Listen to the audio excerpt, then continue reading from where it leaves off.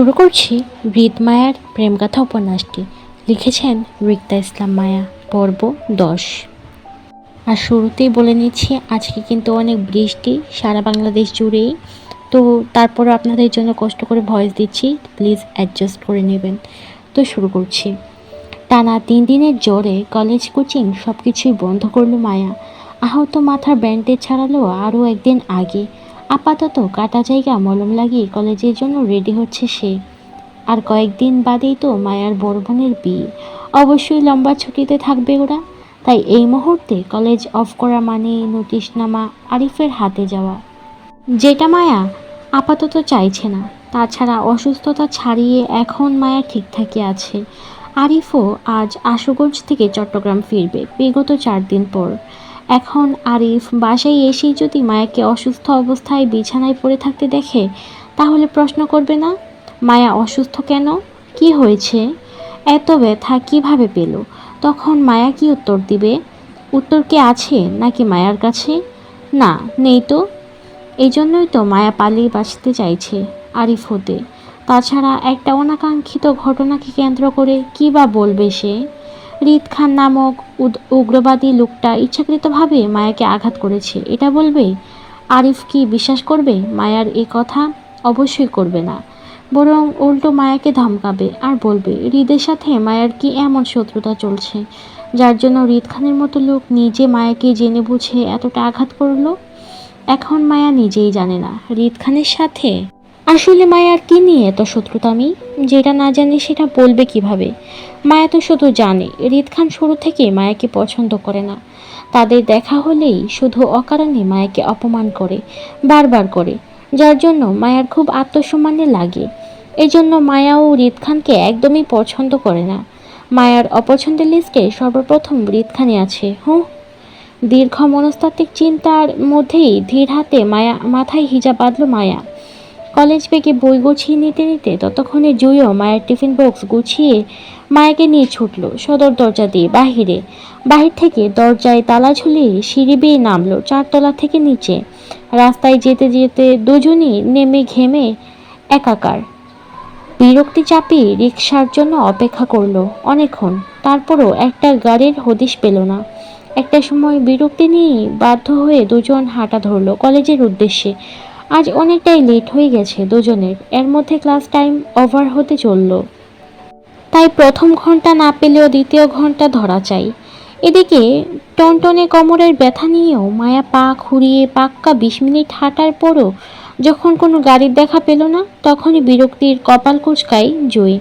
অসুস্থ মায়াকে নিয়ে হাঁটতে ওরও সমস্যা হচ্ছিল বেশ।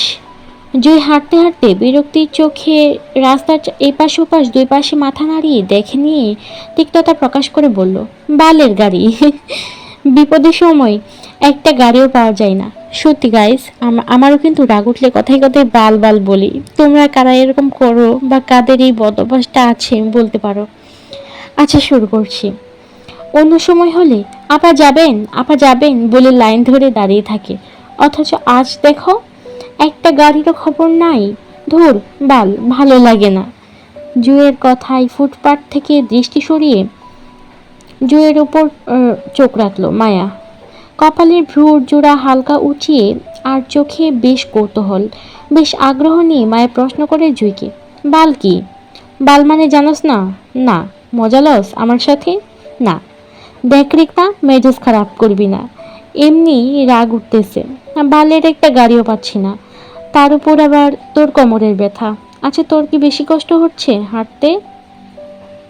জুয়ের চিন্তিত চেহারা দেখে মায়া মিনমিন করে ঘাড় ঘুরিয়ে আশেপাশে তাকালো। সত্যি বলতে ওর কোমর টনটন করছে, গাঢ় ব্যথায় হাঁটতে কষ্ট হচ্ছে, কিন্তু উপায় না পেয়ে চুপ করে রয়েছে শুধু। এতক্ষণে বাসায় থাকলে নিশ্চিত মায়া চিল্লাচিল্লি করে কাঁদত। খালি রাস্তায় জুইকে বিপদে ফেলতে চাইছে না বলেই চুপ করে থাকা। কিন্তু জুই যেন মায়ার ব্যথাতুর লাল মুখটা দেখে ঠাহর করতে পারল মায়ার মনের অবস্থাটা। তারপরও নিরুপায় জুই।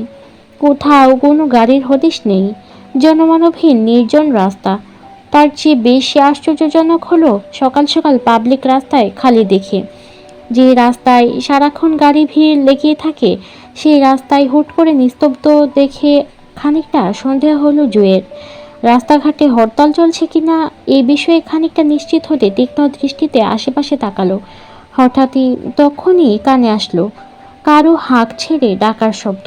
জুই মায়া দুজনই চমকালো। ডাকের উৎস ধরে পেছনে ঘুরতেই দেখলো সিনিয়র ভাই রিফাত ডাকছে রাস্তার ওপাশ থেকে, হাত নাড়িয়ে ওদের।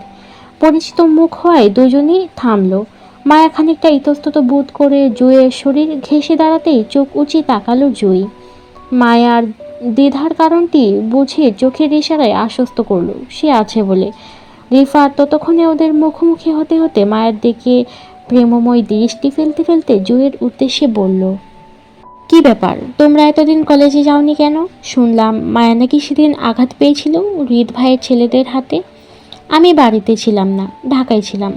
খবরটা পেয়েই ছুটে এসেছিলাম পরদিন, কিন্তু তোমাদের দেখা পাইনি 3 দিন। এখন ভালো আছো মায়া? রিফাতের অনবরত কথাই সুন্দর হাসি জুই। ছেলেটির চোখে মুখে ভাসে মায়ের জন্য ভালোবাসা। জুই সেটা বুঝতে পারে, তাই রিফাতের প্রশ্নে মায়ার জড়তায় পড়লেও জুই অন্তত আন্তরিক তার সাথে উত্তর দিয়ে বলে, জি ভাইয়া, এখন ভালো আছে ও। গত 3 দিনে একদম ফিট অ্যান্ড ফাইন হয়ে গেছে। এজন্যই তো কলেজে যাচ্ছে, দেখছেন না? জুয়ের কথায় কপালের চিন্তিত ভাঁজ শিথিল হয় রিফাতের। মায়ার জড়তার মুখটার দিকে আরও একবার চোখ বুলিয়ে জুয়ের দিকে তাকালো আর বলল, তোমরা আজ এই রাস্তা দিয়ে কলেজে যাচ্ছ কেন? এই রাস্তা তো বন্ধ, সামনে যে রাজনৈতিক সংগঠন হচ্ছে জানো না? দীর্ঘ সময়ের মাথায় ঘুরতে থাকা ফাঁকা রাস্তার রহস্য উন্মোচন হলো রিফাতের কথায়। অনেকটা পথ হাঁটার বিরক্তিটা আবারও চেহারায় দেখা গেল। জুই বিরক্তি নিয়ে বলল, জানি না বলেই তো এসেছি, এখন কি করব বলুন? এত দূর হেঁটে এসে আবার বাসায় ফিরে যাব? সামনেই তো আমাদের কলেজটা, কোনোভাবে কি যাওয়া যাবে না? নাকি সমস্যা হবে কোনো? চিন্তিত ভঙ্গিতে বলল রিফাত। সঠিক বলতে পারছি না, পুরো রাস্তা ব্লক। আচ্ছা চলো দেখি সামনে গিয়ে কি হয়, যদি কেউ বাধা দেয় তাহলে দেখা যাবে। আসো আমার সাথে। রিফাতের সঙ্গে যাওয়ার বিষয়ে মন তো মায়া এবার নড়ে চড়ে দাঁড়ালো। হালকা দ্বিধায় পড়ে বলল, আপনিও যাবেন আমাদের সাথে? মায়ার কথাই পূর্ণ দৃষ্টিতে মায়ের দিকে তাকালো রিফাত। অত্যন্ত নরম গলায় বলল, হ্যাঁ, কেন, কোনো সমস্যা? মুখে উত্তর করল না মায়া, শুধু দ্বিধায় মাথা নাড়িয়ে না বলল। মায়ার উত্তরে মুচকে হাসল রিফাত। একত্রে 3জন হাঁটা ধরলে রিফাতের চোখে বাজল মায়ার পা খুঁড়িয়ে হাঁটার বিষয়টি। বুঝতে পারল এটা সেদিনকার ঘটনার ফলে। প্রেমিক পুরুষের মনটা হঠাৎ মোচড় দিয়ে উঠে ব্যথায়। মায়ার পাশাপাশি হেঁটে অসুস্থতার কথাও জিজ্ঞাসা করলো বেশ করে। ইতস্তত মায়া শুধু হ্যাঁ উত্তর করলো, জুয়ের একটা হাত চেপে ধরে রেখে। মায়ার সামান্য সহানুভূতিতে যেন রিফাতের মনে বিশাল প্রশান্তির অনুভব হলো। সেজন্য ঠোঁটে গাঢ় হাসি টেনে বাকিটা রাস্তা মায়ের পাশাপাশি হাঁটল রিফাত। কিন্তু কলেজ গেটের কাছাকাছি আসতেই বাধার সম্মুখীন হলো 3জন। বিপুল জনগণের ভিড়ে কলেজ যাওয়ার রাস্তা খুঁজে পেল না। অসংখ্য মানুষের ভিড়ে গমগমে পরিবেশ। পুলিশ প্রশাসন, সাধারণ জনগণ থেকে শুরু করে মন্ত্রী মহোদয় নেহাল খানও সেখানে উপস্থিত ছিল। বাবার সঙ্গ দিয়ে হৃদ খান দাঁড়িয়ে সাদা শুভ্র পাঞ্জাবিতে, ঘামন্ত মুখশ্রী লাল হয়ে আছে অতিষ্ঠে গরমে।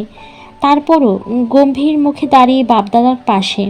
হৃদের পেছনে আরও অনেক নেতাকর্মী দাঁড়িয়ে। সবাইকে নিয়ে এত বড় সংগঠনের আয়োজন করলো জানা নেই মায়ার।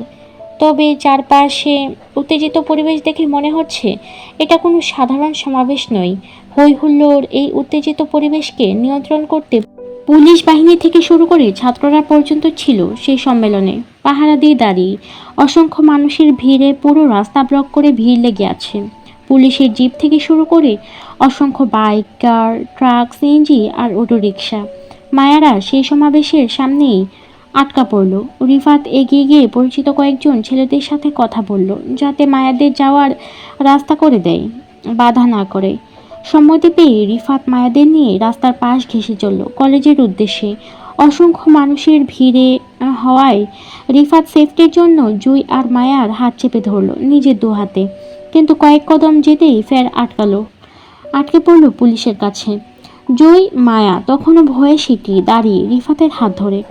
ভয়ার্ত মায়া যখন ভয়ে আড়ষ্ট হয়ে চারপাশে ভীতু চোখে ঘোরাচ্ছিল তখনই চোখাচোখি হয় মঞ্চে দাঁড়িয়ে থাকা হৃদের তীক্ষ্ণ দৃষ্টির সাথে।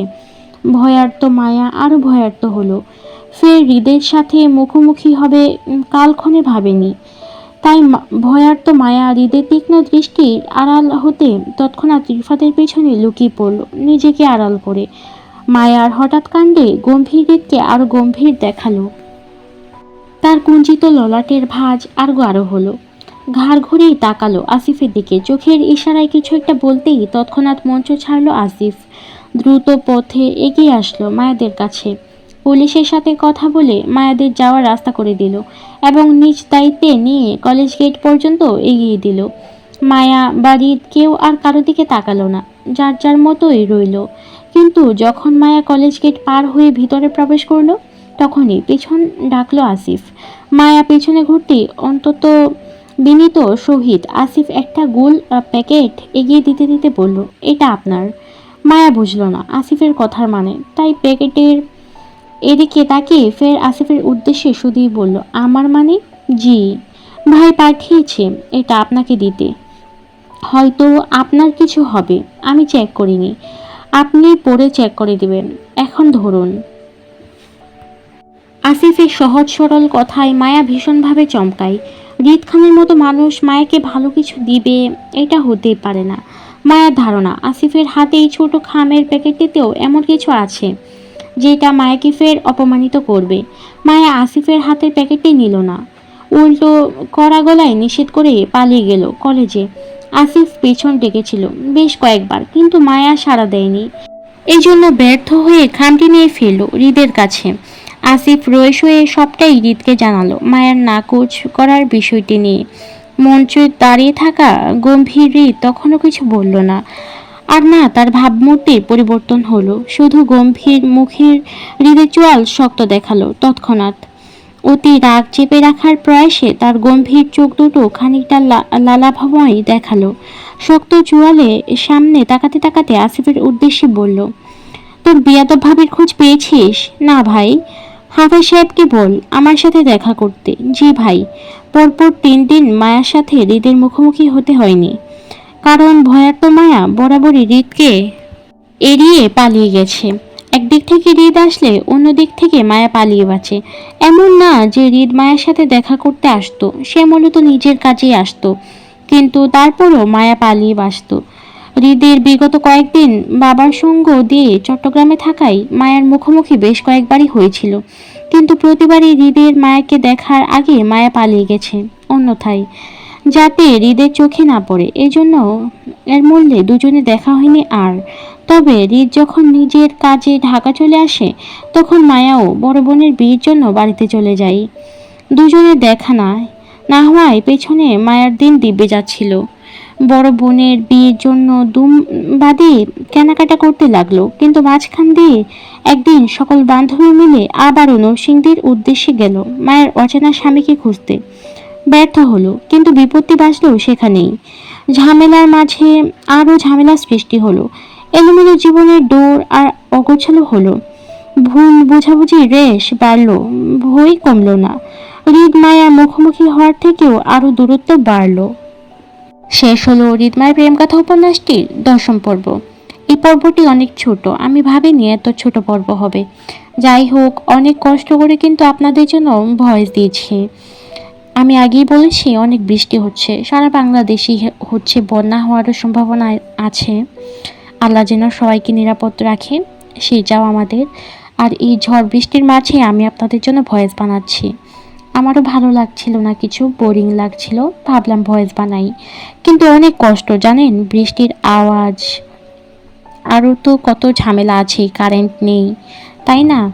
কিন্তু কারেন্ট না থাকলেও কিন্তু আমি গল্প পড়ি, তাই ভাবলাম আপনাদের জন্য একটা ভয়েস দিয়ে রাখি। অবশ্যই একটা লাইক কমেন্ট করবেন, খুব কষ্ট করে বানিয়েছি, আপনারা কমেন্ট করলে আমি অনুপ্রাণিত হব। আর বৃষ্টির মাঝে গল্প পড়ার কিন্তু মজাই আলাদা, তাই না? অবশ্যই কিন্তু একটা কমেন্ট করে জানাবেন আমার ভয়েস দেওয়া আমার গল্প আপনাদের কাছে কেমন লাগে।